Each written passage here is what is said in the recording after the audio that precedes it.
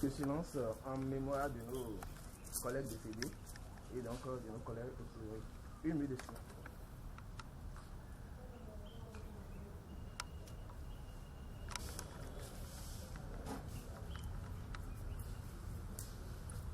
Des années de s'intérioriser, quand bien même ils souffrent en silence. Et c'est le résultat donc de cette souffrance que vous voyez. Sinon, les problèmes qu'il y a donc à l'INRAB, vous-même vous en avez connaissance. Vous ne devez pas voir dans ce nombre. Ils sont terrés dans le bureau parce qu'à Nibé donne de la peur. Je pense que il puisse quand même donc l'arrêter. Et je pense que l'heure a sonné. L'heure a sonné, non pas contrairement donc au directeur général adjoint qui estime que nous sommes venus comme des Jésus pour sauver donc l'INRAB. Non. Nous, on avait engrangé donc des problèmes dans l'INRAB. On ne savait même pas qu'on allait atterrir donc à l'INRAB. On avait adressé donc une demande d'audience au DG INRAB sur la base donc des informations que les adhérents de notre organisation nous avaient données. On a adressé donc la demande le 2 novembre, le 2 février 2018. Tout le monde sait que les résultats donc de l'INRAB ont été donnés le 12 février et nous avons fait l'entretien le 13 février 2018. Ça veut dire que ça n'a rien à voir avec la présence donc de ces agents donc à l'INRAB. Nous n'avons pas besoin d'être ici. L'INRAB faisant partie donc des structures donc de notre ministère nous sommes tenus de pouvoir donc poser dans les problèmes donc, des travailleurs, contrairement aux autorités donc, de l'INRAB. Je ne sais pas dans la version non, du DG lui-même, mais le DS ou bien non du DG adjoint qui estime que l'INRAB est une structure particulière où doit régner donc le silence, le calme, où les gens, bien qu'ils souffrent, doivent se taire pour qu'on puisse leur marcher dessus. Je pense que l'INRAB n'est pas le seul institut de recherche au monde. Nous, on a contacté nos collègues de l'Institut national de recherche agronomique de la France. Je parle de l'IRA. Les docteurs, les agrégés sont des responsables des syndicats de cette structure-là. Mais à l'INRAB, quand vous voyez syndicalistes, comme l'a dit, pour citer donc un de mes camarades, vous êtes comme non, des virus qu'il faut forcément, puisqu'il n'y a pas donc d'autres vaccins pour ça, il faut forcément donc vous extirper. Les propos selon lesquels on ne peut pas faire du syndicalisme pur à l'INRAB. Donc, c'est-à-dire qu'il y a un type de syndicalisme qui est adapté donc à l'INRAB, donc le syndicalisme débris, le seul authentique, qui doit défendre l'intérêt des travailleurs. Il n'y a pas donc une collaboration entre l'administration et une avant-garde des travailleurs qui doit asseoir donc sur leur intérêt afin que perdure donc la souffrance donc dans leur rang. Le DG INRAB, le DGA INRAB, eux ils savent quand l'INRAB disparaît, eux ils vont atterrir donc à l'université. Les pauvres techniciens de laboratoire, les pauvres agents donc techniques qui sont donc sur les sites de recherche et développement, eux qui sont sur les subventions, qui sont sur fonds propres, quand l'INRAB disparaît, eux, c'est à eux qu'on va payer donc des dommages liés donc à le licenciement. Vous pensez qu'une famille qui ne vit que au dépend donc du salaire sera à l'aise qu'on lui paie donc des dommages et intérêts? Simplement, nous on est là pour que l'INRAB, en tant que donc structure de MAEP, ne subissent pas les mêmes sorts que la SONAPRA, que l'ONASA, que l'ONS, pour ne citer que ceux-là, les cadres, on n'en parle même plus. Donc, la collaboration des travailleurs dans la gestion donc, de la maison est primordiale pour qu'on garantisse donc, la pérennité donc, de cette structure pour ceux-là qui rêvent de devenir un jour comme le DGA, comme le DG, parce que les gens aspirent donc, à être donc, des chercheurs. On nous dit, vous n'êtes pas encore donc, assistant, quoi que ce soit. Nous, les titres, on s'en fout. On a un seul intérêt, que l'INRAB a perdu, parce que sans ceux qui sont sur le terrain, sans ceux qui sont dans les laboratoires, je ne pense pas qu'il n'y aura pas de chercheurs. Parce qu'il faut d'abord que les gens collectent des données pour que d'autres donc, en analysent. Donc nous sommes là pour donc, la masse qui est maintenue donc, dans la peur, dans la misère. Et malgré cette misère, je le vois, ils sont obligés donc, parce qu'on leur brandit chaque fois. Vous connaissez l'accord d'établissement, comme si l'accord d'établissement devait tomber dans du ciel comme, donc, comme un document spirituel que seules les autorités connaissent dans l'interprétation. Nous savons tous, l'accord d'établissement n'est pas au-dessus des textes de la République. L'accord d'établissement est inspiré aussi bien donc, de la Convention générale donc, de travail qui est applicable donc, au secteur privé, au secteur parapublic, et il s'inspire donc, du Code du travail et d'autres textes de la République. Donc on ne nous rabatte pas dans les oreilles avec l'accord d'établissement comme si c'est un document fétiche. Non, nous l'avons dépouillé et nous savons donc ce que ça contient. Et pour cela, nous travaillerons donc, si les autorités veulent, la main dans la main, pour que l'intérêt donc de la masse, de la petite masse, puisse être sauvegardé. Ce n'est que ça qui nous intéresse. Pas autre chose. Autre chose, les autorités estiment que nous ne revendiquons que donc des choses, comment dirais-je, pécuniaires. Ça m'étonne.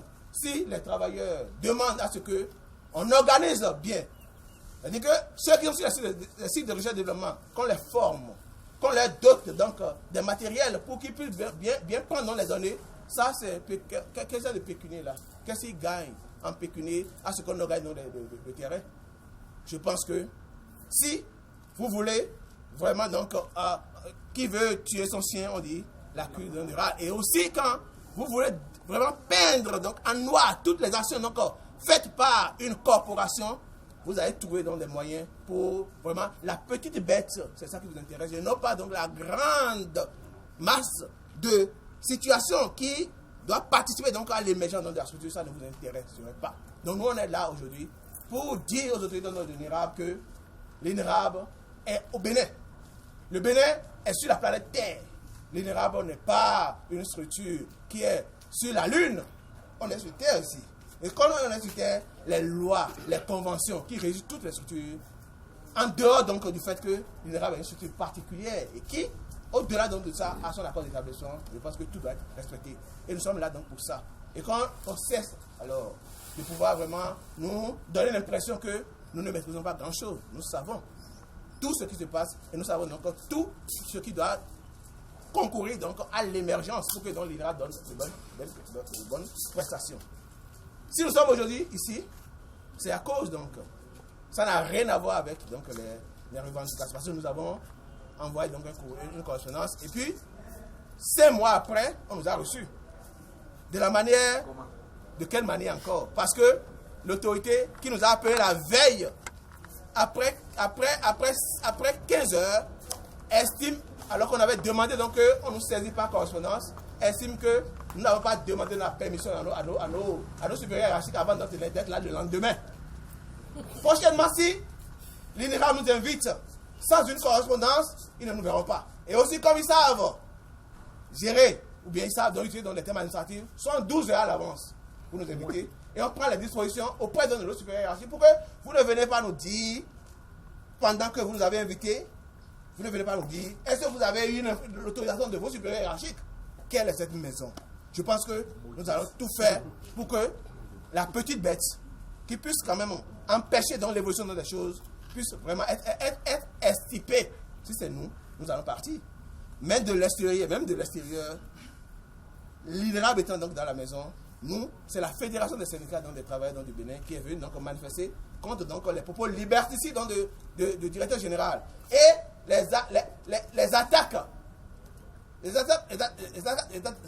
décousues des autorités qui, chaque fois qu'elles vous voient, vous disent, mais pourquoi est-ce qu'on demande l'autorisation comme la carte d'identité qu'il faut avoir avant d'être ici ou là. Mais je pense que vous ne vous étonnerez pas donc de voir les gens ici parce que à partir donc du 6 juillet, le vendredi 6 juillet, tous les agents que vous avez recrutés nouvellement sont à la disposition donc de la direction générale. Et en tant que tel, je pense que quand vous voyez quelqu'un encore ici, vous n'allez pas vous étonner, vous n'allez pas dire, mais pourquoi vous savez quoi ici? Parce que, étant donné que toutes les affectations, dans une période de 3 mois, ont été annulées donc le 6 juillet dernier, je pense que tout le monde est à disposition de la direction, vous le verrez régulièrement ici. Donc, corrigez donc le tir pour que tout le monde puisse se retrouver donc à son lieu de travail. À partir de ce moment-là, on va appliquer donc les tests comme c'est aimé. Donc, nous allons donc lire donc le tir syndical et l'entrave aux autres droits des travailleurs. Cette motion est adressée à monsieur le directeur général de l'Institut national de recherche agricole du Bénin. Considérant que l'eau, la source de vie, représente 70% de la composition du corps humain et que toute autorité de l'INRAB ayant bu ou qui boira l'eau aujourd'hui ou après s'exposerait à la colère de toutes les forces de l'univers aussi longtemps qu'ils voudront du mal des travailleurs ou de leurs représentants de quelque manière que ce soit. Considérant que terre et que l'INRAB n'est pas la seule structure de recherche agricole au monde, considérant qu'à l'Institut de recherche agronomique de France, INRA, la présence des organisations syndicales à la tête desquelles se trouvent de grands docteurs et chercheurs hors pair qui cherchent et qui trouvent n'entachent en rien la qualité des recherches faites par ces derniers comme le témoignent les résultats auxquels ils aboutissent. Considérant que le syndicalisme authentique n'est pas un crime et que les travailleurs de l'INRAB ne sont pas des esclaves, considérant l'explosion des velléités d'intimidation des travailleurs de l'INRAB par le directeur général et son adjoint et certains décrets qui usent des subterfuges, des propos liberticides et antisyndicaux et même des pratiques occultes pour empêcher les travailleurs de participer aux activités syndicales au mépris des droits des travailleurs, considérant l'expertise de l'INRAB dans la mauvaise gestion des correspondances en général et celle des correspondances syndicales en particulier, avec pour conséquence les blocages et tentatives de blocage des assemblées générales des travailleurs dont les courriers déclarés non reçus parfois par les directeurs des CRA ont pourtant été pour la plupart préalablement déposés à une ou même parfois à 2 semaines avant les événements avec accusé de réception. Considérant les interpellations sans fondement du directeur général et du directeur scientifique ou bien du directeur général adjoint de l'INRAB, respectivement au comité de direction des vendredis 31 mai et 8 juin 2018, à l'endroit du secrétaire général du SINA CEA MAEP et de tous les blocages qu'il y a eu lors de l'installation des sous-sections de ce même syndicat dans les CRA, au niveau donc des CRA Sud, le 13 juin 2018, pour une correspondance déposée à la direction générale le 6 juin 2018, et aussi donc au CRA INA et le CRA Nord, au CRA INA, le 20 juin 2018, pour des correspondances déposées à la direction générale les 6 et 14 juin 2018, et du CRA PP Pobel le 22 juin 2018, pour des correspondances déposées à la direction générale les 6 et 14 juin 2018. Considérant le comportement du directeur général de l'INRAB, qui pense que l'INRAB est un camp de concentration, où il peut instaurer ou a instauré une dictature à tel point qu'il estime que l'INRAB n'est pas comme les autres structures, et allant jusqu'à menacer de créer des problèmes aux camarades Anissé, moi-même, secrétaire général du SINA, porte-parole de la Fédération des syndicats donc du ministère de l'Agriculture et de la Pêche, quelles que soient les relations sur lesquelles il pourrait compter. Moi, je ne compte sur aucune relation. Je dis ça au passage. Alors que l'intéressé était juste passé au drapeau sur son autorisation pour annoncer aux travailleurs de l'INRAB la tenue de l'Assemblée générale qui aura lieu le 28 juin 2018, dont la correspondance a été adressée au directeur général depuis le 13 juin 2018. Considérant le principe général selon lequel nul ne doit faire l'objet de discrimination dans l'emploi ou en raison de son affiliation ou de ses activités syndicales légitimes, et que l'un des principes fondamentaux de liberté syndicale est que les travailleurs doivent bénéficier d'une protection adéquate contre tout acte de discrimination tendant à porter atteinte à la liberté syndicale en matière d'emploi, c'est-à-dire les licenciements, les transferts, les affectations, tous azimuts, les rétrogradations et autres actes préjudiciables, et que cette protection est particulièrement souhaitable en ce qui concerne donc les délégués syndicaux. Considérant qu'aucun représentant des travailleurs ne participe au comité de gestion de certains CRA, comme le CRA Nord, INA, considérant le manque d'humilité des autorités de l'INRAB qui, dans leur posture de grands chercheurs, prétendent avoir la science infuse et refusent d'aller à l'école des gestionnaires des ressources humaines afin de mettre les agents mis à leur disposition dans de bonnes conditions de travail pour de meilleurs résultats.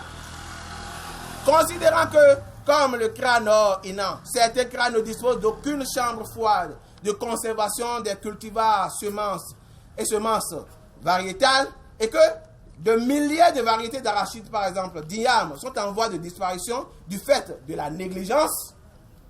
Considérant qu'en entretenant une pépinière de revendications légitimes avec menaces et intimidations, et ceci depuis plus d'une décennie, les autorités de l'INRAB ne s'attendent pas à une mutation aussi rapide que celle qui fait prendre conscience aux travailleurs de l'Institut à la nécessité de la prise des dispositions pour concrétiser l'autonomie financière de l'INRAB qui va devoir faire face aux affres de la suspension non des subventions, prendre conscience aussi donc de la mise en œuvre effective de l'accord d'établissement, prendre conscience donc de la gestion de la carrière des agents et qui ont pris conscience donc de la gestion des CRA, du fonctionnement donc des sites RD, de la clarté dans la conduite des protocoles de recherche, de l'orientation de la gestion des fonds alloués à l'INRAB. Considérant les points présentés par les responsables du SINA CEA MAEP lors de l'audience à eux accordée par le directeur général de l'INRAB le jeudi 5 juillet 2018, considérant que contrairement aux autorités de l'INRAB qui estiment par leurs faits et gestes que la rémunération des travailleurs, qui est l'ensemble des règles de gestion de leur carrière à partir des dispositions statutaires et réglementaires fixées par la puissance publique, ne doit pas faire objet de débat.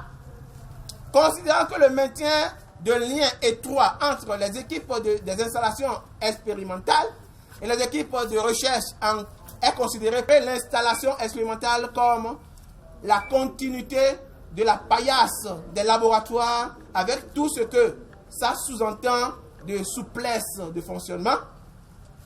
Considérant que la volonté manifeste, voire machiavélique, des autorités de l'INRAB en complicité avec certains responsables des CRA, en particulier dans le CRA Sud, le CRA Centre par exemple, est de créer, leur volonté donc, est de créer des dossiers individuels et d'accumuler dans des pièces à l'encontre de chacun des responsables, des représentants des travailleurs, propres à solliciter donc leur départ de l'INRAB auprès des services du MAEP à moyen terme.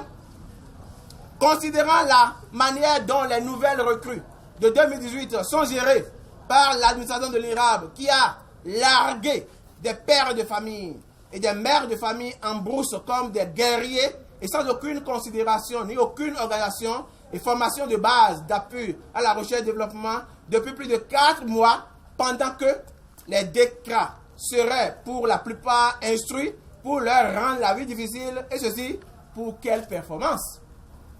Considérant que l'Assemblée générale des travailleurs, en sa séance du lundi 25 juin 2018, a décidé, entre autres, d'organiser un sit-in à la direction générale de l'INRAB le lundi 9 aujourd'hui, juillet 2018, pour mettre en garde le directeur général contre les menaces intimidantes qu'il a proférées à l'endroit du camarade Anissé, moi-même bien sûr, secrétaire général du Sénat MAEP et porte-parole de la Fédération des syndicats des travailleurs du MAEP, le lundi 25 juin 2018, lors du cérémonial des couleurs devant tous les travailleurs, considérant que l'accord d'établissement, souvent brandi par les autorités pour influencer les travailleurs de l'Institut, n'est pas au-dessus des textes et lois dont est inspirée sa rédaction, nous, travailleurs de toutes les structures du ministère de l'Agriculture, de l'Élevage et de la Pêche, sous la bannière de la Fédération des syndicats des travailleurs du MAEP,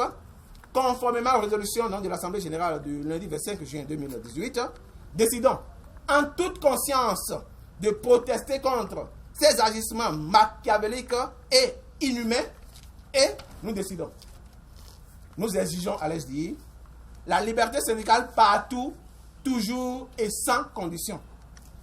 2.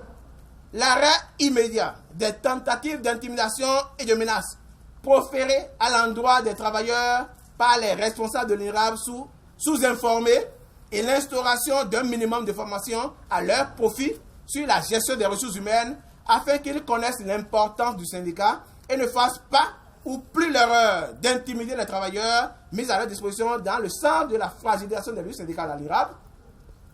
2. La planification de la résolution des problèmes exposés par les représentants du Sénat MAEP à l'audience du 5 juillet 2018. 3. La participation des représentants des travailleurs au comité de gestion et de direction des CRA. 5. L'organisation de formation au profit des nouvelles recrues mises à disposition de l'INRAB par le MAEP en 2018. 6. Le rappel des arriérés des frais de carburant et d'entretien des motos. 7.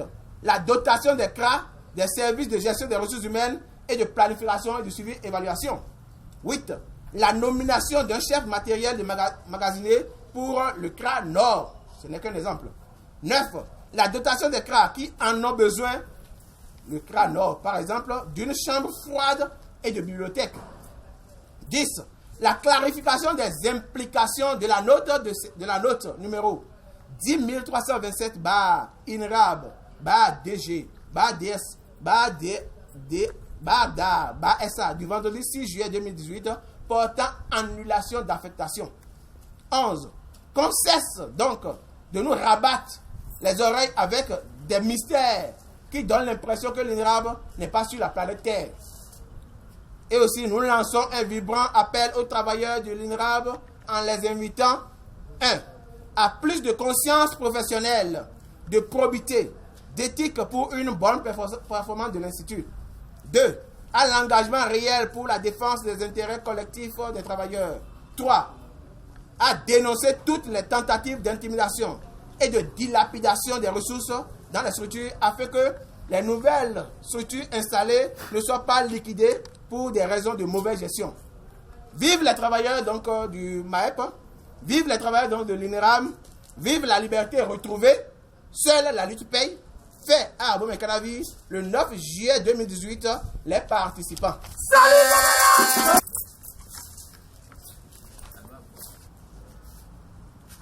Ok.